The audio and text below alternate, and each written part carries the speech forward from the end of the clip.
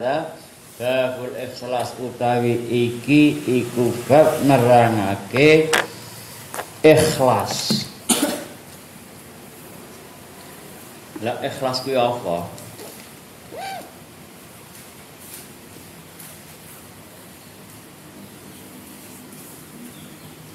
Wal ikhlasu bi kasril hamzah. Hamzai kasrah iku masdar dari lafadz akhlasa yukhlisu. Qala ar-Raghib fi mufradatihi al-ikhlas maknane at-ta'arri amma dunallahi ta'ala, mengkhususkan, sepi dari yang selain Allah, jadi hanya khusus kepada Allah, bukan kepada yang lain selain Allah. Wa ihdarun niyah lan nekaake niyah fi jami'il a'mal ing dalam sekabehane pira-pira amal, wal aqwal lan pira-pira ucapan, wal ahwal lan pira-pira kahanan, al barizah kang cetha, wal khafiyah lan amal-amal kang samar sing ora cetha.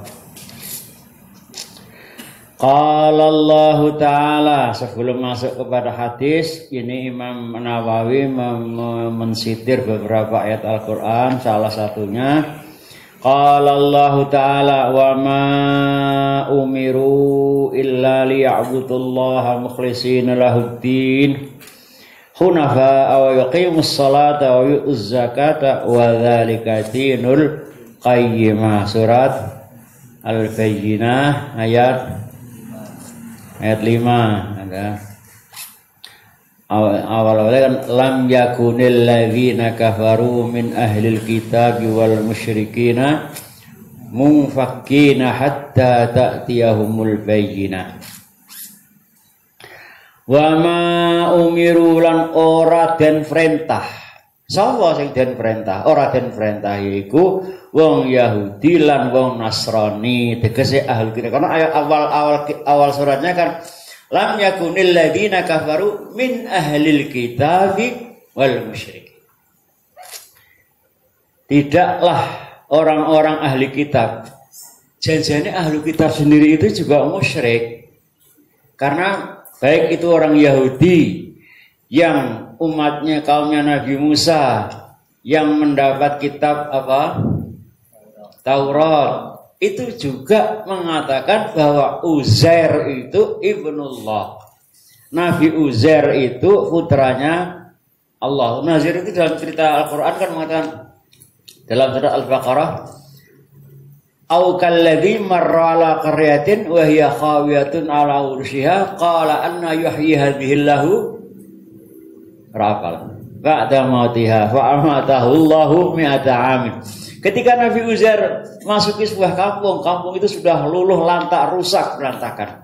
Dia mengatakan, "Loh, kampung nek wis kaya ngene iki sapa sing iso bang uripke meneh? Anna yuhyi hadhil." Ya Allah arep uripke kampung sing rusak kaya ngene iki.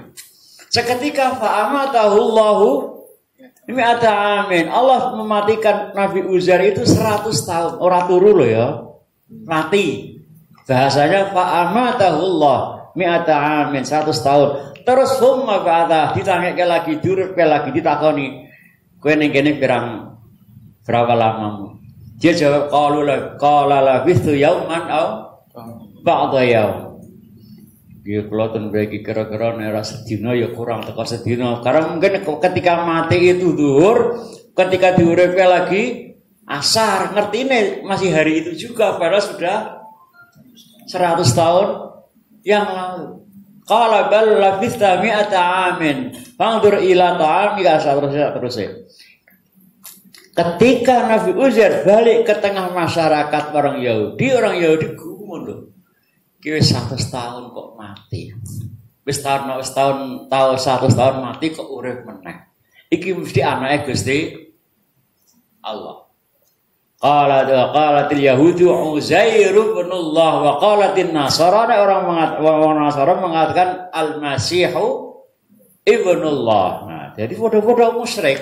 Tapi memang Dalam Al-Quran sendiri mengatakan meskipun musyrik, tapi orang-orang Yahudi dan Nasrani bedane pernah mendapat kitab dari Allah, maka ditambahkan dengan ahlul kitab. Karena ayatnya mengatakan lam yakunil ladina kafaru min ahlil kitabi wal musyrikin. Jadi bisa ahli kitab pada musyrik. Orang Yahudi musyrik, orang Nasrani musyrik, wong Buddha musyrik, wong Hindu musyrik, wong Majusi musyrik. Tapi bedanya nek wong Yahudi dan Nasrani itu mendapat kitab dari Allah, kitab Taurat dan kitab Injil. Dan dalam hukum fikih pun berbeda nih yang dari kita syariah. Laki-laki muslim boleh menikahi non-muslim asal itu ahli kitab. Laki-laki muslim boleh beristri wanita Nasrani maupun Yahudi. Boleh.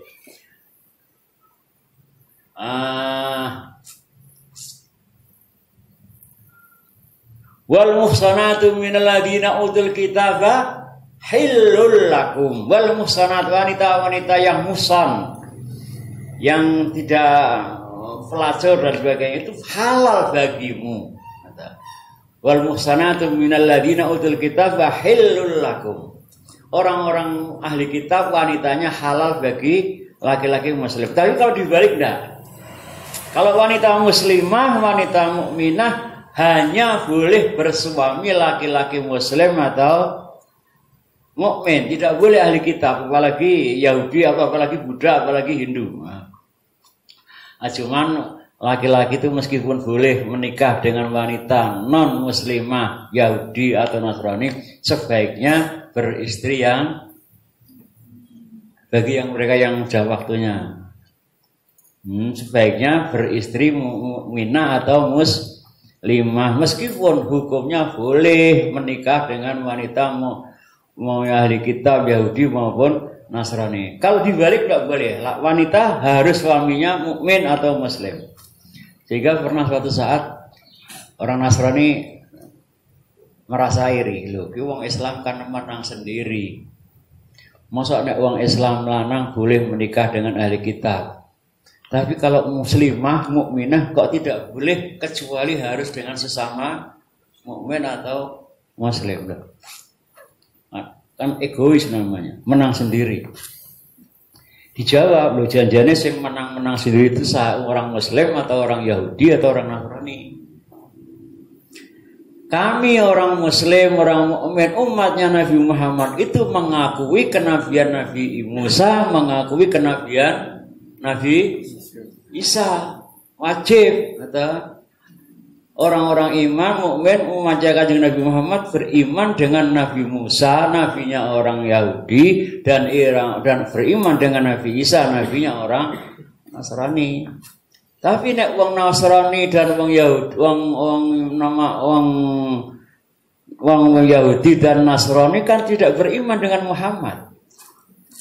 Coba kalau kamu beriman dengan Muhammad, dengan mengatakan apa? Asyhadu an la ilaha illallah wa asyhadu anna Muhammadar Rasulullah, kamu boleh menikahi mukminah muslimah yang mana saja kamu mau. Kalau sudah mengatakan asyhadu an la ilaha illallah wa asyhadu anna Muhammadar Rasulullah, berarti muslim, berarti mukmin, kan begitu. Wa ma umiru lan ora den perintah sapa ahli kitab wong Yahudi lan Nasrani illa liya'budu, kejaba supaya yen to padha nyembah sapa ibadah sapa ahli kitab. Seperti dalam awal kitab, awal surat itu, lam yakunil ladina kafaru min ahli kitab wal musyrikin. Mukhlisina hale podo ikhlas lahu marang Allah ad-dina, ngikhlasake ad-dina ing agama. Hunafa hale podo condong dari agama selain Islam, menjauh dari agama selain Islam. Hunafa condong miring, ya. Wa yuqimu lan jejekake, ngedekake, negakake sapa ahli kitab as-shalata ing salat. selamanya bahasa Al-Quran itu kaitannya dengan sholat selalu mengatakan yuqimus sholat, aqamas sholat, iqamatus sholat, negake sholat, bukan hanya sekedar mengerjakan sholat. Karena belum tentu orang yang sholat tapi belum tentu dia menegakkan sholat. Jadi maksud menegakkan dia apa? Ya sesuai dengan syarat rukunnya, sesuai dengan waktunya, sesuai dengan sunnah-sunnahnya sebagaimana dicontohkan oleh Rasulullah. Jadi sholat maghrib kok engkau jam 8 bukan menegakkan sholat sesuai dengan syarat dan rukunnya. Bedanya syarat karo rukun ki apa? Kalau syarat itu syarat sholat berarti sesuatu yang harus dikerjakan ketika sholat, tapi dia tidak termasuk pekerjaan sholat. Contohnya wudhu. Wudhu itu wajib dikerjakan ketika akan sholat, tapi wudhu sendiri bukan termasuk bagian dari perbuatan sholat. Menghadap kiblat itu termasuk syarat sholat, harus dikerjakan ketika sholat, meskipun menghadap kiblat sendiri tidak termasuk pekerjaan sholat. Menutup aurat syarat sholat, wajib dikerjakan ketika sholat, meskipun menutup aurat tidak termasuk pekerjaan dari sholat. Itu syarat. Tapi kalau rukun sesuatu yang dikerjakan ketika sholat, tapi dia termasuk bagian dari pekerjaan sholat. Niat, takbiratul ihram, Fatihah, ruku, tidak, itu semuanya perbuatan yang harus dikerjakan ketika sholat dan dia termasuk pekerjaan sholat. Jadi yang namanya yuqimus sholat, negak ke sholat itu sesuai dengan syarat rukunnya, waktunya, dan sesuai dengan yang dicontohkan oleh Rasulullah Muhammad sallallahu alaihi wasallam.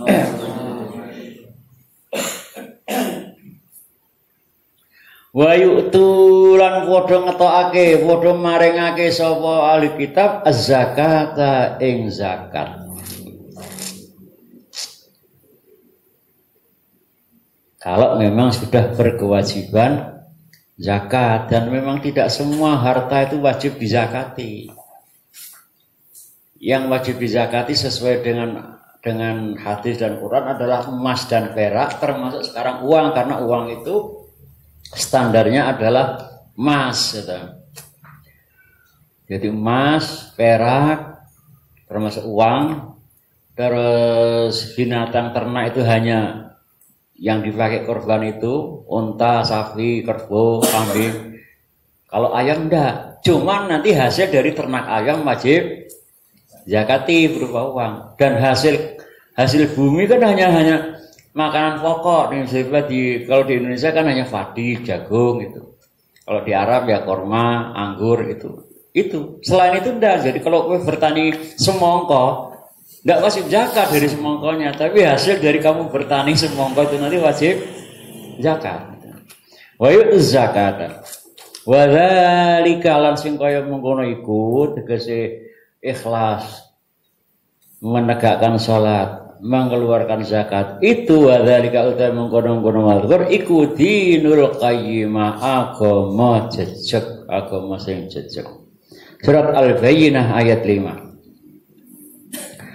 Wa qala ta'ala la yanalallaha luhumuha wala dima'uha walakin yanaluhut taqwa minkum. Surat Al-Hajj, surat Al-Hajj ayat 37. La yanala ora bakal tumeka Allah ing Gusti Allah apa luhumuha pira-pira daginge hewan korban, wala dima'uha lan ora uga utawi pira-pira getahe binatang korban. Ngendikane Ibnu Abbas, dulu itu zaman jahiliyah, orang-orang itu kalau korban darahnya itu untuk apa? Diusak-usake di Al-Bait Ka'bah. Nah, orang-orang Islam waktu itu banyak yang ikut. Makanya turun ayat layyana wallaha lihumha wala dima'ha. Ora bakal temeka marang Gusti Allah apa daginge korban wala dima'ha lan ora uga getahe korban wala kiyana angin tetapi ini bakal temeka marang Gusti Allah apa at-taqwa ketakwaan minkum saking kowe kabeh.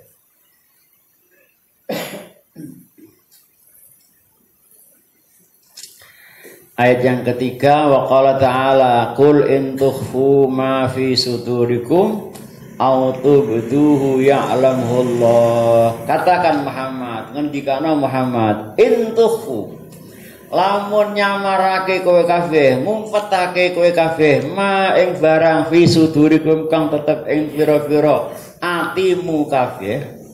Aw tubduhu utawa mertelakake utawa ngetokake memperlihatkan kowe kabeh ing ma fi sudurikum padha uga kok umpetake utawa kok ketokake ya lamhu yakti bakal verso bakal ngerti ing ma fi sudurikum sapa Allahu Gusti Allah. Kaitannya dengan zakat. Zakat itu sebaiknya memang disembunyikan, tidak diperlihatkan. Tapi boleh, seandainya diperlihatkan juga boleh karena ayatnya mengatakan intu budus shadaqati wa ni'mahi wa intukhfuha wa tu'tuhal fuqara'a fa huwa khairul lakum. Nek kowe mengetokake zakat, fa ni'mahi alangkah nikmatnya, senangnya. Tapi wa intukhfuha nek kowe ngumpetake zakat kuwi batuk tuhal fuqara lan kau berikan kepada para fakir miskin bahwa khairul lakum luwih apik katimbang diketokake. Cuman boleh ngetokake boleh lah. Ulama mengatakan zakat yang boleh diperlihatkan itu zakat yang sifatnya wajib. Zakat. Kalau yang sifatnya sunnah sedekah biasa itu sebaiknya tidak diperlihatkan. Ora usah ngundang wartawan, undang wartawan biasanya ya. Terus kamu wartawan kamera TV lebok ke TV ini apa si zakat lah. Kalau yang wajib boleh, cuma sebaiknya tetap lebih baik kalau tidak diperlihatkan. Dah hadisnya mulai wa'an Amiril Mukminin. Teko Amir Mukminin, Khalifah 4 itu Khulafaur Rasyidin, Abu Bakar, Umar, Utsman dan Ali. Yang pertama kali dijuluki Amirul Mukminin ya Umar bin Khattab. Ketika Abu Bakar As-Siddiq belum dijuluki Amirul Mukminin, dan setelah Umar, Utsman, Ali dan sampai kepada khalifah-khalifah Bani Umayyah dan khalifah-khalifah Bani Abbasiyah, semua mereka disebut Amirul Mukminin. Tapi yang pertama kali mendapat julukan Amirul Mukminin itu ya Umar bin Khattab. Sapa Amirul Mukminin itu Abi Hafsin. Kalau Hafsah itu putranya Umar, putrinya Umar, anak wedoke Sayyidina Umar, Hafsah. Bahkan dia adalah termasuk salah satu istrinya Rasulullah. Khalifah 4, Abu Bakar, Umar, Utsman, Ali itu yang 2 maratua, yang 2 mantu. Abu Bakar itu maratua, mergo istrinya Nabi adalah Aisyah, itu istrinya anaknya Abu Bakar. Bahkan Aisyah itu satu-satunya istri Nabi yang masih perawan, selain itu semuanya janda. Semuanya janda. Bahkan dikatakan ketika akad nikah Siti Aisyah waktu itu umurnya baru 6 tahun. SD ya. Tapi rasa turu-turu loh kayak. Umurnya 6 tahun. Dikumpuli oleh Nabi ketika di Madinah. Kawinnya di Mekah. Masih umur 6 tahun. Ketika kumpul dengan Nabi ketika sudah hijrah ke Madinah umurnya 9 tahun. 9 tahun kini Kelas piro? Ya kelas 3 mungkin ya. Kelas 3 SD, kelas 3 MI gitu. Jadi nikahnya umur 6 tahun, dikumpulin Nabi umur 9 tahun. Nabi meninggal dunia, Aisyah baru umur 18 tahun. Jadi masih tamat SMA ya. Umurmu berapa? Bukan orang ulo. Berarti masih tua kamu dengan ketika Aisyah menjadi ditinggal wafat oleh Rasulullah. Dan satu-satunya istri Nabi yang perawan, yang gadis ya Aisyah itu. Bahkan seperti lagunya siapa? Sabian. Dikatakan Nabi menjulukinya dengan Humaira. Kenapa? Karena vivinya itu kemerah-merahan meskipun orang nganggo make up.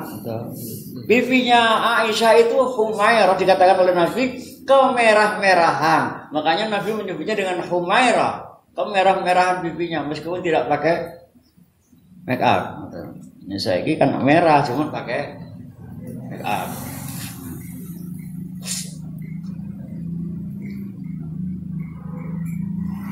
Abi Hafsun sendiri, Hafsun, Abu Hafsun sendiri itu artinya macan, asad. Itu yang memberi julukan adalah Rasulullah. Jadi Umar itu dijuluki oleh Rasulullah dengan Hafsun, asad, macan.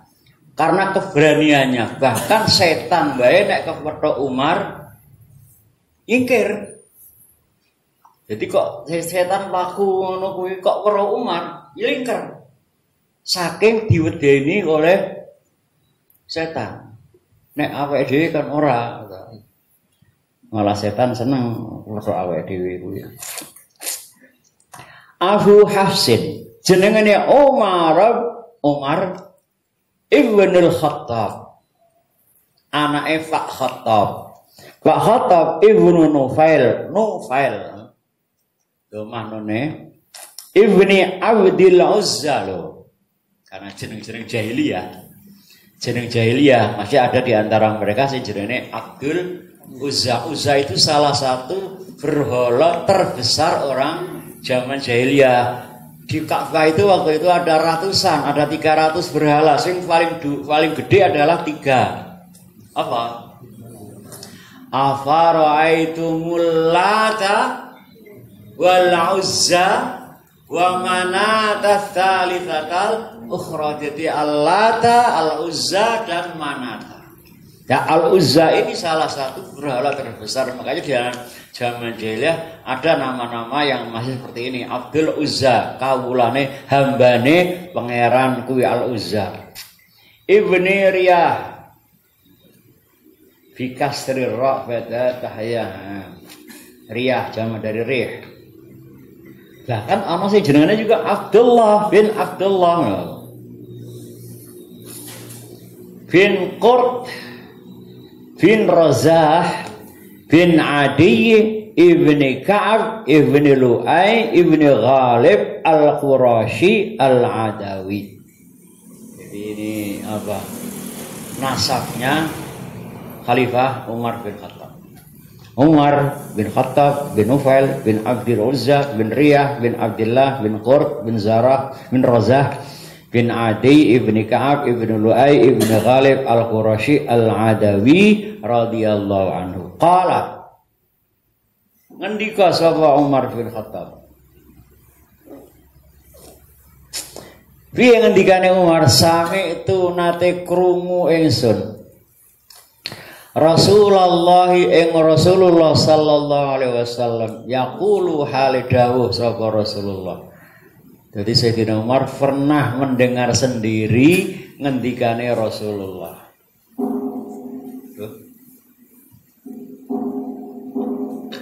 Waktunya rubak ya. Al-Fatihah.